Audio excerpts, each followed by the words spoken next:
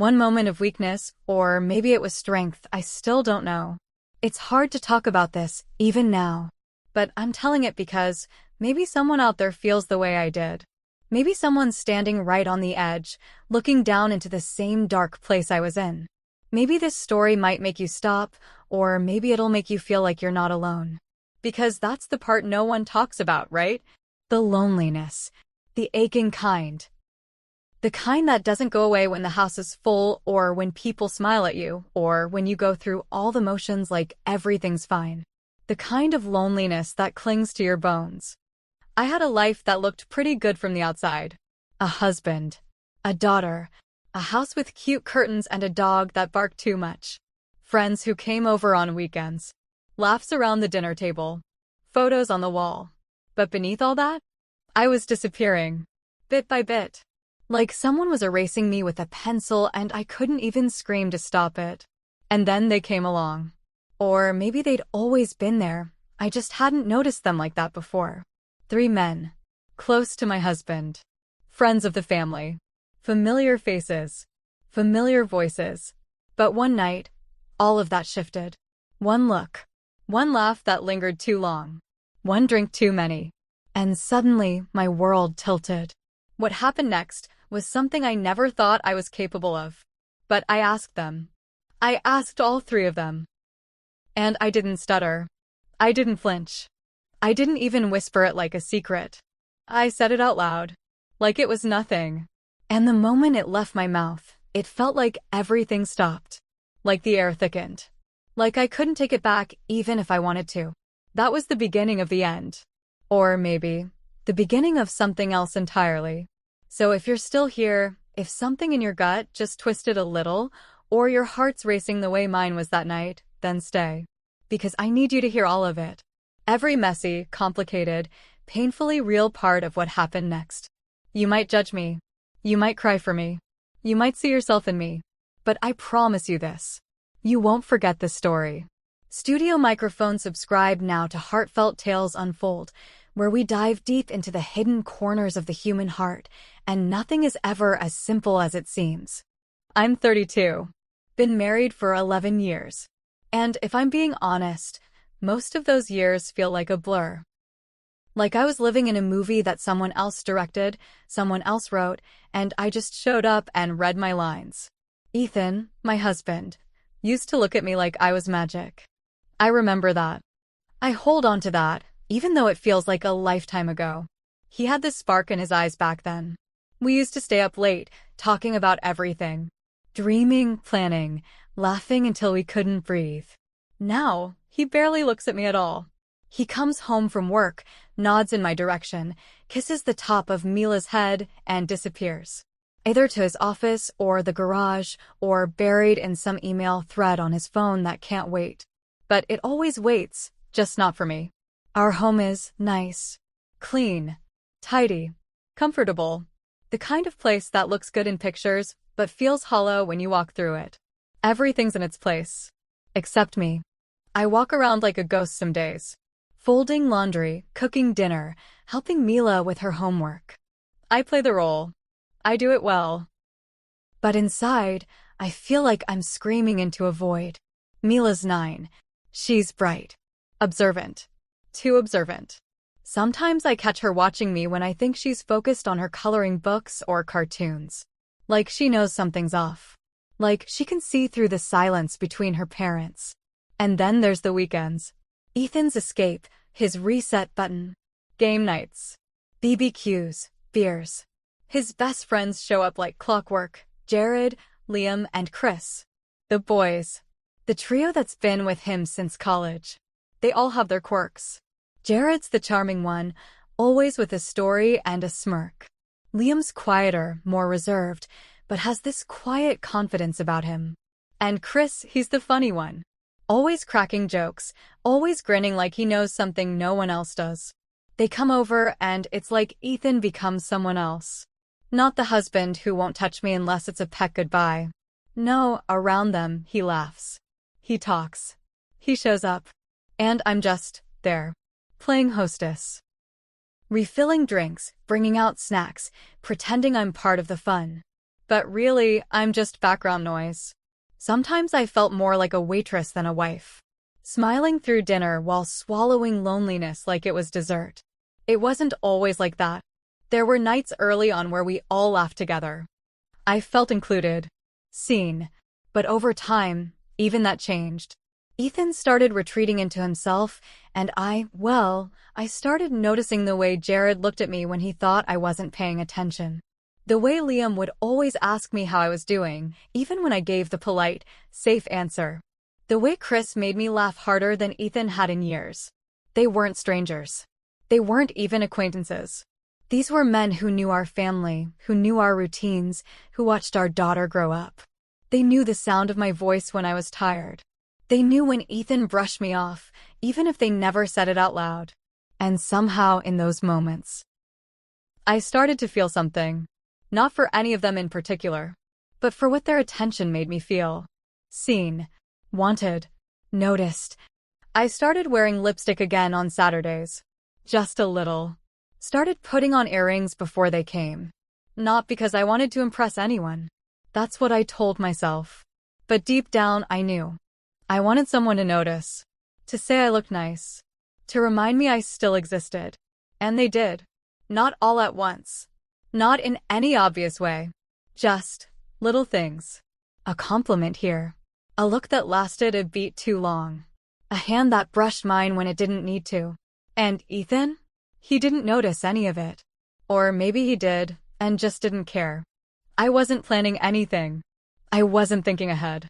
But somewhere in the stillness of my everyday life, the ground started to shift beneath me. And it was only a matter of time before I slipped. It was one of those usual Saturdays. The grill was fired up in the backyard. Music playing low. Beers cracked open. Mila was in her room watching something with her headphones on, the way she always did when the guys were over. I was at the kitchen counter, slicing vegetables. Ethan walked in, phone to his ear, eyebrows drawn together like they always were these days.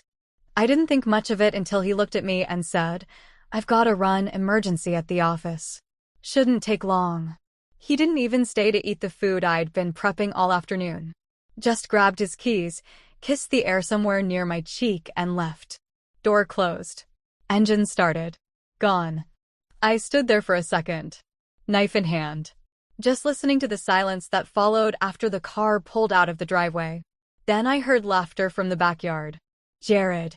Loud, carefree, like nothing in the world ever really bothered him. Liam's deeper chuckle followed. Chris shouting something stupid. And I smoothed down my dress, took a breath, and went outside. I wish I could say I was surprised by what happened next. But if I'm being honest, some part of me had been waiting for it. At first, everything felt normal. I brought out the tray. Jared took it from me before I could set it down, made some joke about me being too good to be married to Ethan. I laughed. Polite. Just enough to let it pass. But then he leaned in a little. Just enough for me to feel the warmth of his breath near my neck. "You know," he said, "if Ethan doesn't appreciate you, someone else will." It wasn't the words. It was the way he said them. Slow, confident. Eyes locked on mine like he was daring me to respond. I laughed it off, again. Tried to pretend it was harmless. A joke. But something shifted in the air after that. The kind of shift you feel before you understand. Liam went quiet. He avoided my eyes the rest of the evening. Wouldn't even look directly at me when I offered him another drink. That silence said more than words ever could. And Chris, he started watching me. Really watching. Not in a creepy way. Just observant. Like he was studying me. Like he suddenly noticed details he'd never cared to look at before. Later that evening, I was wiping the table down. Chris stood beside me, helping pick up some dishes. My fingers brushed his, and it was nothing. Just a touch. Just skin on skin. But he didn't pull away. Not right away. Just held the moment a second too long. It wasn't just what Jared said. It was how Liam looked away. It was how Chris lingered. And it was how I felt. Right there in the middle of all of it. Wanted. Desired. Like someone had turned the lights back on in a room that had been dim for years. I went to bed that night, lying next to Ethan, who was already asleep. His back to me, breathing deep, completely unaware. And I kept seeing Jared's eyes, hearing his voice, remembering the tone, the way he said someone else would appreciate me. The thing is, I didn't feel guilty. Not then. I felt awakened. Like something inside me had stretched and yawned after being dormant for far too long. I kept asking myself, was it wrong to want to be wanted? Was it wrong to enjoy it? I didn't cross a line that night. Not physically. But in my head, oh, I went all the way. And once that thought took root, it didn't let go. It started to grow. Quietly. Slowly. But deeply. After that night, everything shifted, but only for me. Ethan didn't notice anything. Nothing changed on his end. He still left his dirty socks on the floor, still forgot to ask how my day was, still tapped at his phone like it held more value than the sound of my voice. He'd come home, say hi to Mila, maybe mention what to thaw for dinner tomorrow, and disappear into whatever world he escaped to when he closed the office door behind him. I used to knock on that door, back when I still believed we could fix things. Now? I barely glanced at it. What was the point? But my mind was loud. Louder than it had been in years. I kept thinking about Jared. About that look. The boldness in his voice. The suggestion behind his words. About Liam's silence and the guilt in his eyes that told me he felt something, too. And Chris, that pause when our fingers touched. That softness. That curiosity. They were all so different. Jared, the bold one, cocky, with that mischievous charm. Liam, the quiet protector, deep eyes that seemed to see more than he said. And Chris, playful, unpredictable, like he'd take your hand and run with you into the dark without asking where you were going. I started noticing things I'd never allowed myself to notice before. Jared's forearms when he rolled up his sleeves. Liam's voice when he spoke softly, almost like a whisper. Chris's laugh, wild and free, cutting through the silence in ways Ethan's never did. And I hated myself for it. But only for a little while. Because then the craving came back. Stronger. Is it so wrong to want to be seen?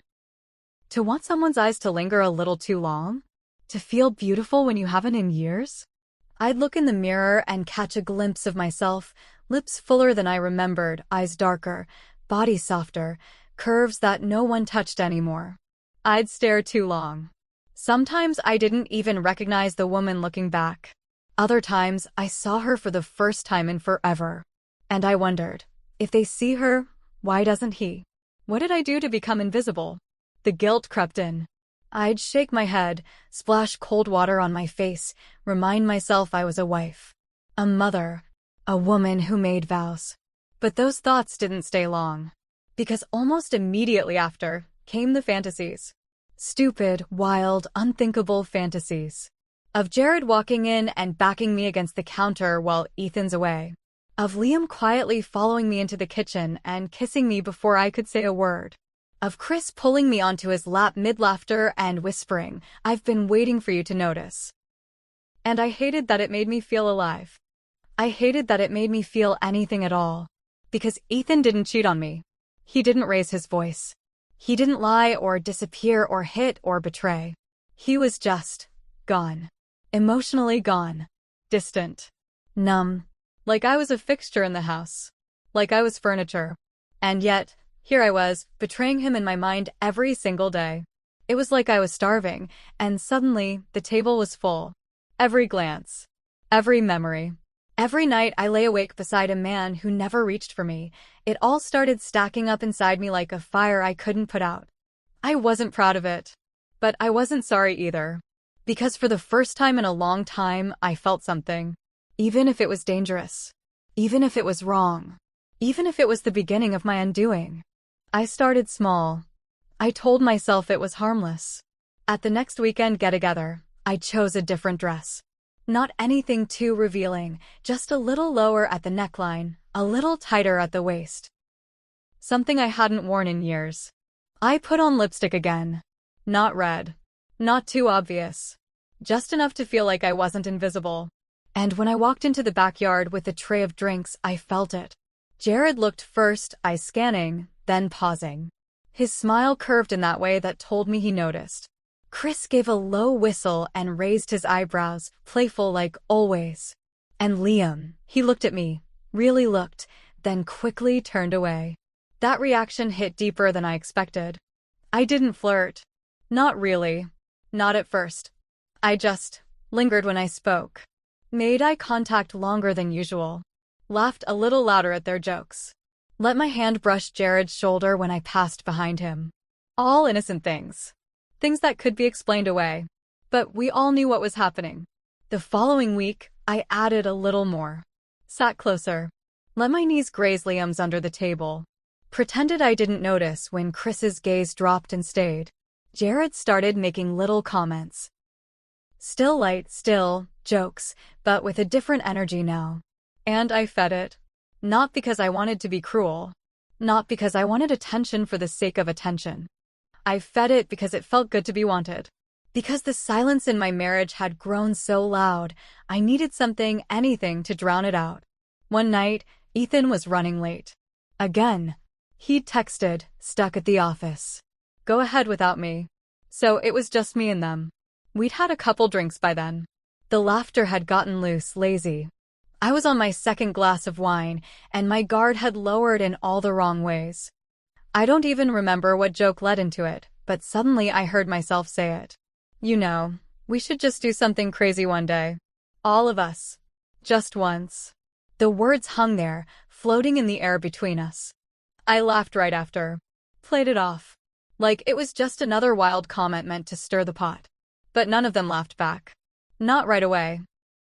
Jared tilted his head, that crooked smile flickering into something more serious. Chris blinked. Looked at Liam. Liam, he didn't even look up. The silence that followed wasn't awkward. It was electric. Like the moment before a storm when the air changes, when you know something's about to happen. Then Jared chuckled. Loud. Too loud. You're dangerous, he said, pointing at me with his beer bottle. Ethan has no idea. They all laughed then. It broke the tension. We moved on. Jokes were made. Someone changed the music. I cleaned up the glasses. Just like always. But I felt it. They did too. Something had shifted again. I went to bed that night feeling hot under my skin. Buzzing. My heart beat like I'd done something wrong, but the truth was, I couldn't stop smiling. Ethan was already asleep when I crawled into bed. Face to the wall. Breathing even. Unbothered. I lay there staring at the ceiling, still tasting the wine on my tongue, still hearing the words I'd said in my own voice. It hadn't felt like a joke. Not to me. And just as I was about to drift off, my phone buzzed on the nightstand. I reached for it. One message. From Jared. Just 5 words. Did you mean it? I stared at Jared's message for a long time. Did you mean it? My thumb hovered over the screen. I could have ignored it. I should have. But instead, I typed back 1 word. Maybe. That was all it took. After that, things moved fast. Faster than I expected. Faster than I was ready for. But I didn't stop it. I let it happen. Ethan had a business trip scheduled the following weekend. 3 days away. Same routine. Same indifference. He packed his suitcase, kissed me on the cheek, reminded me to water the plants. He didn't ask what I'd be doing while he was gone. He didn't even say he'd miss me. That was the last push I didn't know I was waiting for. So I made the call. I didn't invite them all at once. That wasn't the plan, if there was a plan. But somehow it happened that way. 1 text turned into 3. 1 yes turned into 3. I should have canceled when I realized they were all coming. But I didn't. The night arrived. Mila had a sleepover at her friend's house. The house was quiet still. I lit candles, why, I don't know. Maybe to pretend it was romantic. Or maybe to hide the truth in shadows. They arrived one by one. Jared first. Then Chris. Then Liam last. It was awkward. Stiff smiles. Careful glances. Everyone standing too far apart, like we were waiting for someone else to start something. I poured drinks. We didn't sit. No one really knew where to go or how to begin. I took the first step. I always imagined if something like this ever happened, I'd feel in control. Bold. powerful. But standing there in that silence, I just felt numb. Still, I led the way. I walked to the living room and sat down. Crossed my legs. Waited. Jared followed. Then Chris. Liam stood for a while. I looked up at him and whispered, "It's okay." That's when the line blurred. And then disappeared. Clothes came off slowly at first. Then quicker. Hesitation turned into hunger. Touches, hands, mouths, bodies. It was impulsive.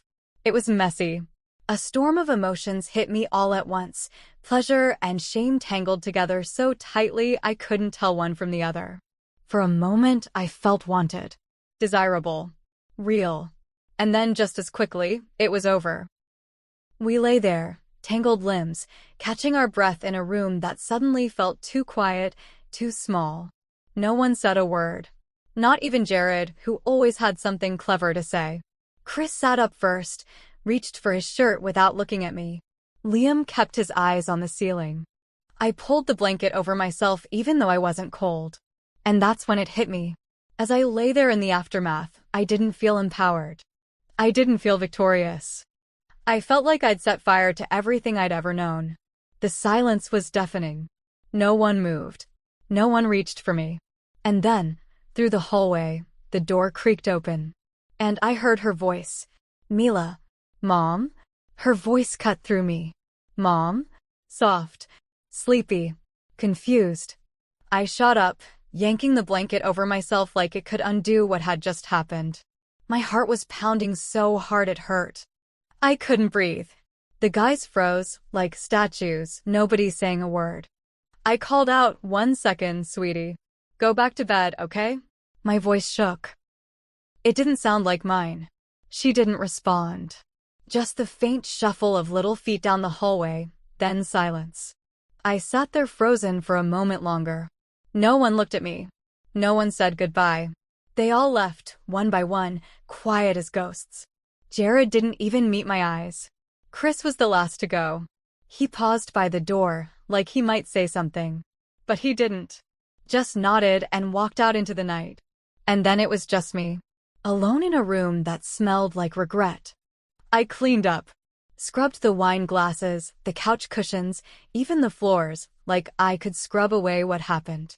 But I couldn't scrub my mind. I couldn't scrub the image of Mila standing in the hallway. I didn't know what she saw, or how much she understood. But she saw something. I felt it. The next morning, she barely spoke to me. She avoided my eyes. I asked her how the sleepover was, she shrugged. I offered her pancakes, she said she wasn't hungry. And that silence, it was worse than any screaming. A few days passed. Jared never reached out again. Completely vanished. No text. No apology. Nothing. Liam sent one message. "That shouldn't have happened. Please don't contact me again." Chris messaged the day after that. Just 2 words. "Can we talk?" I didn't answer. I didn't know what to say. What could I say? Ethan came home the next night. Walked in like everything was normal. But something about him was different. He looked softer. More present. He asked me how I'd been. Said he missed me. Kissed me like he used to years ago. For a second, I froze. Then I kissed him back because I didn't know what else to do. Later that night, he laid down beside me, pulled the blanket up to his chest, then paused. Sniffed the pillow. "Did you change the detergent?" he asked. I lied. "Yeah. New scent." He nodded and went to sleep. I stared at the ceiling for hours, trying not to cry. But the cologne hadn't come from detergent. It came from skin. From hands. From the night I wished I could rewind and couldn't. The days that followed felt like walking through quicksand. Every smile was forced. Every word felt fake. Mila stayed quiet. Distant. She stopped sitting at the table with me. She didn't want bedtime stories anymore. She didn't hug me like before. And that distance, it broke me in ways I didn't expect. I started crying in the shower. At first, quietly. Then full-on sobs. The kind where your chest heaves and the walls close in. I didn't recognize myself. Couldn't stand to look in mirrors anymore. I'd catch a glimpse and turn away because I hated what I saw. Not just my face, but what I'd become. I had asked for it. I had wanted it. And now? Now I couldn't even look my daughter in the eyes. I couldn't sleep. Couldn't eat. I kept replaying every second of that night in my head. Every breath, every word, every choice. I thought it would make me feel powerful. I thought it would fix something broken inside me. Instead, it shattered everything that was left. I started asking myself questions I didn't want the answers to. Was it worth it? That night, that choice, that moment I crossed a line I can never uncross, did it give me anything that lasted longer than the guilt it left behind? Or did I just burn my life down to feel a flicker of warmth? I used to think I was the one who got forgotten in the marriage. The one who faded into the background.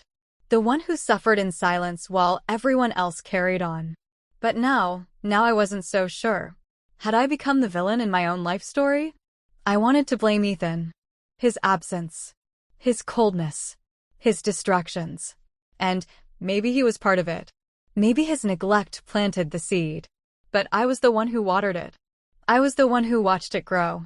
I was the one who let it bloom into something dark. I started journaling, trying to make sense of what I was feeling, writing things I didn't have the courage to say out loud. The pages filled up fast, and none of it made me feel better. I even booked a session with a therapist. I thought if I said it out loud to a stranger, maybe the shame would lift. Maybe the truth would feel lighter once it was spoken. But it didn't. It just hung there in the room like smoke, curling around my throat. Ethan kept trying. That's what made it worse. He brought home flowers one night, yellow tulips. My favorite. Said he saw them and thought of me. He kissed my cheek. Made dinner. Asked me how I was feeling. I smiled. Said I was fine. And inside, I cracked open again. Because how do you stand beside someone who's finally showing up, after you've already destroyed what you were waiting for them to fix? I watched him clean the dishes and thought, you don't even know how far I've fallen. He was finally trying, and I was the one who'd already given up. Then there was Mila. Sweet, bright-eyed Mila, who stopped asking me to braid her hair. Who started hugging her dad longer than she hugged me. Who looked at me like I'd changed, even if she didn't know why. I kept wondering, will this scar her? Even if she never finds out the truth, will she carry this invisible wound? Will she grow up feeling that shift between her parents, never knowing where it came from? And what will she believe about love? About loyalty? About what to do when someone you love stops loving you the way they used to? That thought kept me up at night more than any guilt, any silence, any memory of what I did. Because I didn't just betray Ethan. I betrayed the version of me that Mila trusted. And that's what breaks me the most. I wanted to feel alive. But now, all I feel is hollow. Like there's this vast, echoing space inside me where something used to live. I reached for something, anything, that would make me feel whole again. And instead, I cracked wide open. Not even the truth feels like enough now.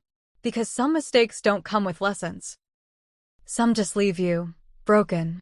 Have you ever made a decision that you knew you couldn't take back, even as you were making it? That sinking feeling in your gut, that whisper in your mind telling you, don't do this, and you do it anyway? Have you ever crossed a line not because you didn't know better, but because you were too lonely, too hurt, too empty to care? Because I did. And now I'm left asking myself something I never thought I'd have to face. Can someone like me be redeemed? Do people get to come back from something like this? Not just in their relationships, but in their own hearts? I honestly don't know. But maybe you do. So I'm asking, you, listening right now, if you've ever been where I've been, or you've seen someone you love go down a road like this, talk to me. Tell me what you think. Tell me what you feel. Because your words might help someone else, maybe even me. Let me know in the comments. Please. Your voice means more than you know. And if this story stirred something in you, if it made you pause, made you reflect, made you see things a little differently, don't keep it to yourself. Like, share, and subscribe to Heartfelt Tales Unfold. Because our next story? It might just hit even closer to home. Sometimes the biggest mistake isn't what you did. It's the reason you thought you had to do it. We don't always cheat because we're cruel, or selfish, or reckless. Sometimes we cheat because we feel forgotten. Because we're starving for connection. Because we convince ourselves that a moment of being wanted is worth more than a lifetime of being ignored. But that's the lie. That's the trap. This story, it's not just about infidelity. It's about emptiness. It's about longing. It's about what happens when your heart feels like it's fading and you'll do anything to hear it beat again, even if it costs you everything. So if you're watching this and you feel invisible, if you're aching for something real, if you're drowning in silence that no one else seems to hear, please, talk to someone. Tell someone. Reach for help before you reach for the wrong hand. Because some mistakes don't come with second chances. And some regrets don't fade with time.